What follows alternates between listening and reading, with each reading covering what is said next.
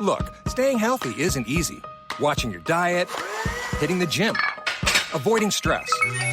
But a good night's rest helps boost your overall health and wellness. And it couldn't be easier. The new Sleep Number 360 Smart Bed is the only bed that effortlessly adjusts and responds to both of you. The result? You wake up ready for anything. Proven quality sleep is life-changing sleep.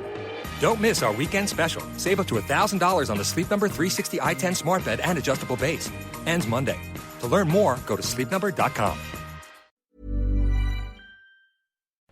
This episode of The Unmistakable Creative is brought to you by ThoughtWorks, a global technology consultancy that's hiring senior and lead developers, data engineers, infrastructure consultants, and more to join them in their roles across the United States. It's pretty clear that last year changed our working lives forever, and maybe it made you realize that you were ready for a change. At ThoughtWorks, they challenge curious minds to make a real impact, get to know them, and discover how you can make your mark in tech. At ThoughtWorks, you're free to seek the most ambitious challenges, free to change career paths, free to use technology as a tool for social change, and free to be yourself. They're looking for change makers, opportunity creators, status quo shakers, ThoughtWorkers. And if you're listening to The Unmistakable Creative, that's probably you. Learn more and apply at thoughtworks.com/careers. Again, that's thoughtworks.com/careers.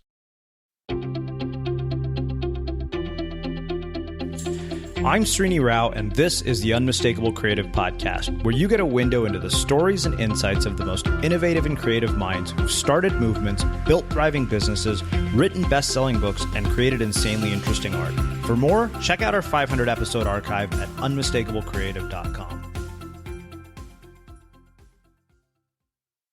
Hey everybody, Srini here with a special Friday solo episode called Unmistakable Creative Backstage. So one of the things that I want to talk about is information overload, passive consumption, and engaged participation. So a couple of years ago, I actually spoke with a graffiti artist, Eric Wall, and he said that keynote speaking has passive consumers, but live music has engaged participants, and there's room to be explored in how you bridge the gap. So what do you mean by that?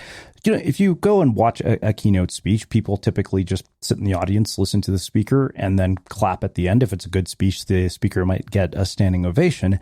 But if you go to a rock concert, you'll see that the fans are taking pictures, they're cheering, they're completely engaged. It's a completely different experience than keynote speaking. What does that have to do with listening to podcasts, reading books? When we typically listen to something, we tend to listen to it and forget it. You might have listened to an episode of our podcast or somebody else's last week, or maybe even the week before.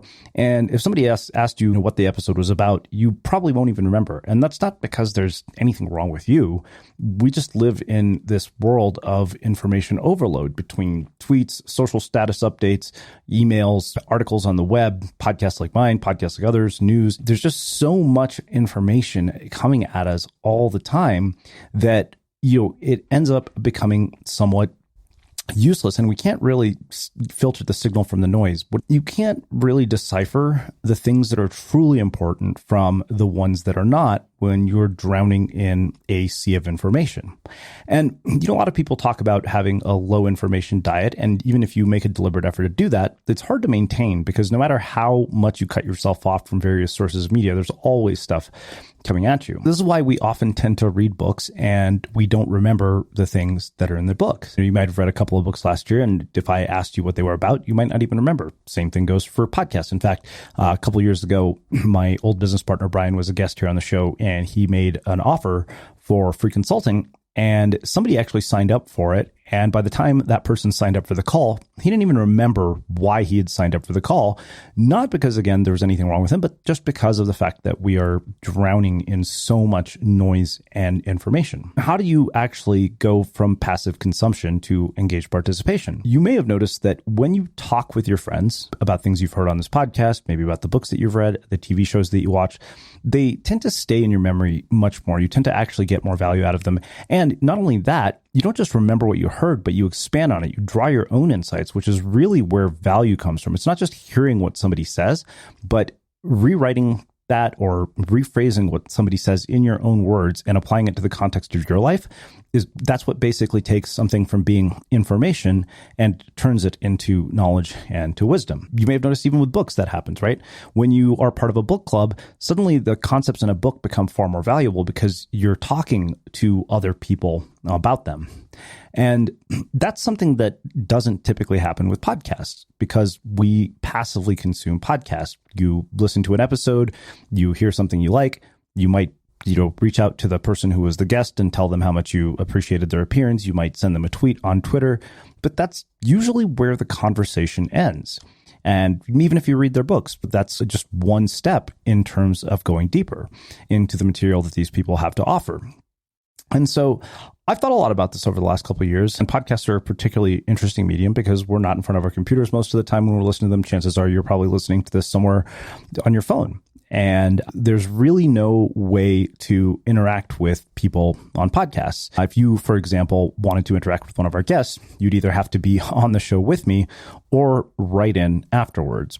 And chances are, because you're dealing with so much information overload, even if you thought, hey, I should send Srini a note or I should send whoever's this week's guest a note, you might not remember to do that. That's why I'm actually really excited about what is effectively a Backstage pass for access to podcast guests. Now, earlier this week, you've probably heard me mention multiple times something called an airspace. And just so you know, this wasn't actually an ad for a product. It's something that we're really excited about, something that we're using to make the podcast a more interactive experience for those of you who are listening.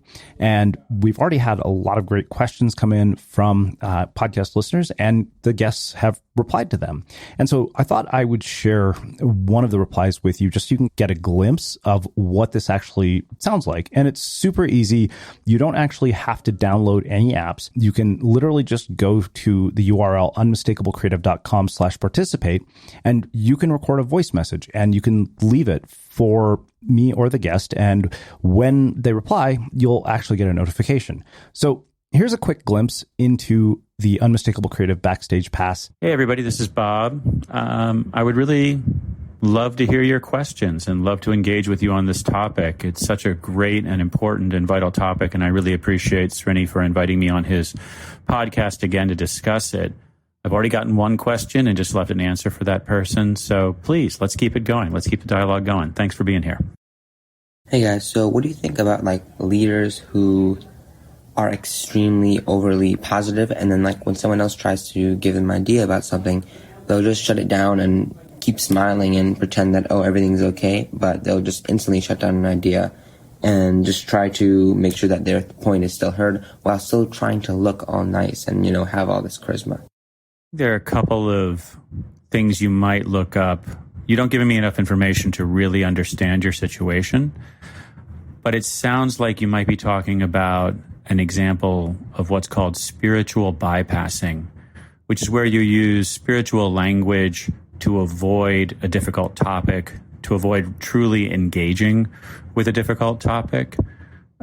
If you know people who are all love and light and peace and no negative energy around here, those people are frequently trying to shut down real inquiry and real engagement by using spiritual language. So you might look up spiritual bypassing and see if that applies.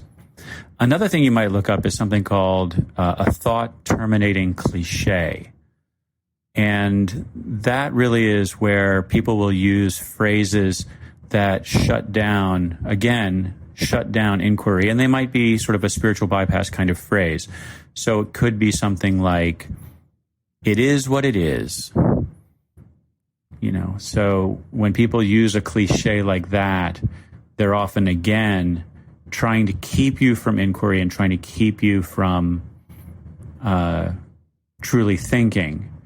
And these are both practices that are common in I would call it the wellness influencer or the spiritual influencer space, where people are really trying to gain followers, where they're trying to manipulate people, where they're trying to keep people from thinking too deeply and keeping people a little bit off balance. So I don't know if that's your situation, but I would look into those two things. I hope you'll come check it out because I think that it really turns the conversation into something far more interactive. It's no longer just you listening to something, but it becomes a conversation between you, me, and our podcast guests. And it's something that we want to keep doing. Obviously, the more that you participate, the more that it's going to add value both for our guests and for you.